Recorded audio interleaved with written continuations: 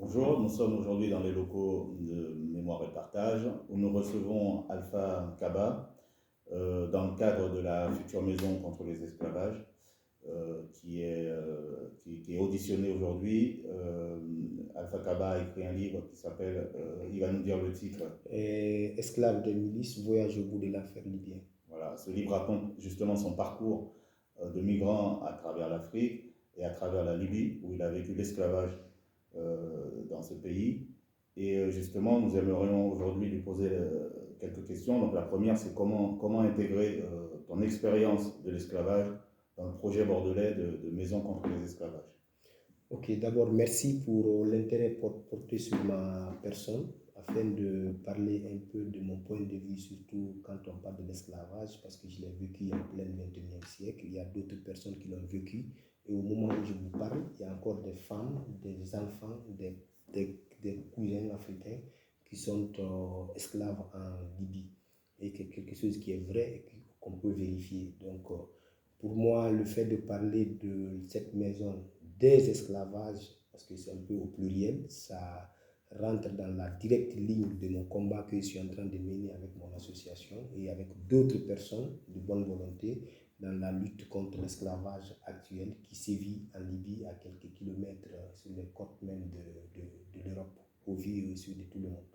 Justement, j'ai rebondi sur l'Europe, le rôle de l'Union européenne et le rôle de l'Occident sur cet esclavage en Libye. Est-ce que tu peux nous dire un mot et comment interviennent, par exemple, dans le matériel, dans la programmation Vous savez, l'esclavage actuel qui se vit en Libye, c'est quelque chose qui est nourri, alimenté d'une partie par l'Europe, mais aussi par nos dirigeants africains et même, voire même nos parents en Afrique là-bas de manière indirecte, sans le savoir. Et en ce qui concerne l'Europe, l'Europe contribue, joue un grand rôle surtout dans l'esclavage qui se vit en Libye, surtout le fait de se taire, de ne rien dire, les politiques, n'en parlent pas trop, les journalistes en parlent, mais les politiques n'en parlent pas trop. Et derrière, c'est le fait de donner des zodiacs aux gardes-côtes libyens, de dire d'intercepter les migrants afin de les ramener en Libye. C'est mal connaître certainement la Libye et c'est mal connaître un peu comment l'esclavage sévit en Libye parce que ce sont les mêmes gardes-côtes que nous appelons Asma Boy. Asma Boy, c'est un peu les bandits, nous appelons ça, ou les miliciens qui nous interceptent en mer et nous revendent, nous ramènent dans les prisons et nous revendent après. Donc au-delà de ça, moi je dis que l'Europe joue plusieurs rôles, contribue à cet esclavage en Libye, le fait de donner de l'argent, le fait de tourner le regard face à ce qui se passe actuellement. Donc c'est une manière pour moi d'interpeller surtout les dirigeants de l'Union européenne afin de faire en sorte que cet esclavage cesse parce que c'est alimenté en grande partie par l'Europe, le fait les Zodiacs. Je vous donnais tout à l'heure des exemples par rapport aux moteurs qui sont fabriqués en Belgique, qui sont vérifiés, qui est bien vu, mais ce n'est pas ce qui va, comment je vais dire ça, je ne vais pas trop parler de tout ça, mais l'Europe fait mal à la jeunesse africaine et pour sauver ceci et rendre une belle image à l'Europe, ça serait de mettre cette maison qui va aussi contribuer d'une manière ou d'une autre.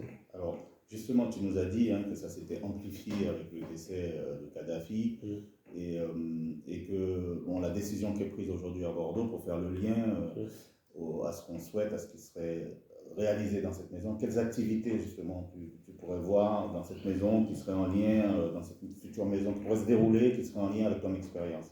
D'abord, l'une des premières activités à faire dans cette maison, c'est comment je vais dire ça, cet objectif que moi j'appelle lutte contre l'esclavage actuel en Libye.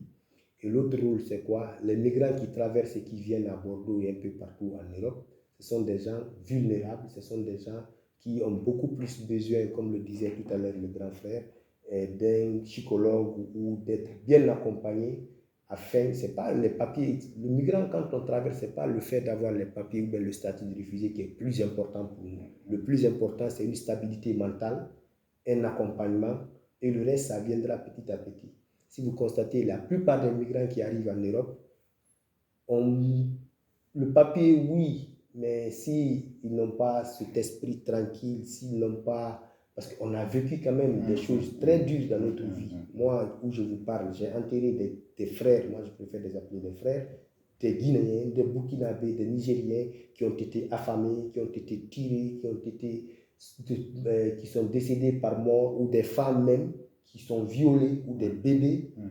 Donc le fait de voir tout ça là et venir en Europe, et que l'Europe, on te prenne pour un immigrant, parce que c'est ce qu'on parle généralement, immigration, qu'on puisse distinguer l'immigration et l'esclavage.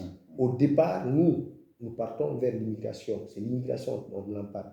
Mais tout au long de notre parcours, nous sommes bloqués par cet esclavage qui existe en Libye, qui continue à sévir encore en Libye. Donc de l'immigrant, on devient esclave, et de l'esclave, on devient après encore immigrant en Europe. C'est-à-dire c'est 3 étapes. Immigrant au pays de départ, quand on quitte. En Libye, on est esclave. Et quand on se sauve de là, on vient en Europe, on nous qualifie de migrants ou si j'entends bien, tu voudrais qu'on prenne mieux en charge en fait le cas des personnes. Toi, tu as pu t'en sortir par tes ressources propres, par tes capacités mentales et puis ton background, tout ce que tu as derrière toi comme expérience.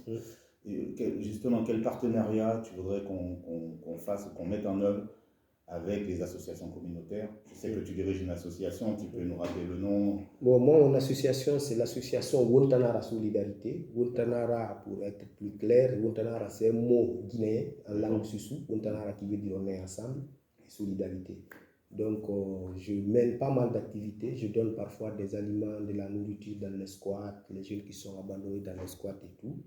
Donc, j'essaye de faire pas mal de choses. Donc, pour moi, bon, on va développer, je pense que, bon, on va s'arrêter là parce qu'on arrive à la fin de l'interview, mais en tout cas, on a noté qu'avec ton association, on pourrait mettre en œuvre des partenariats très clairement dans cette future maison.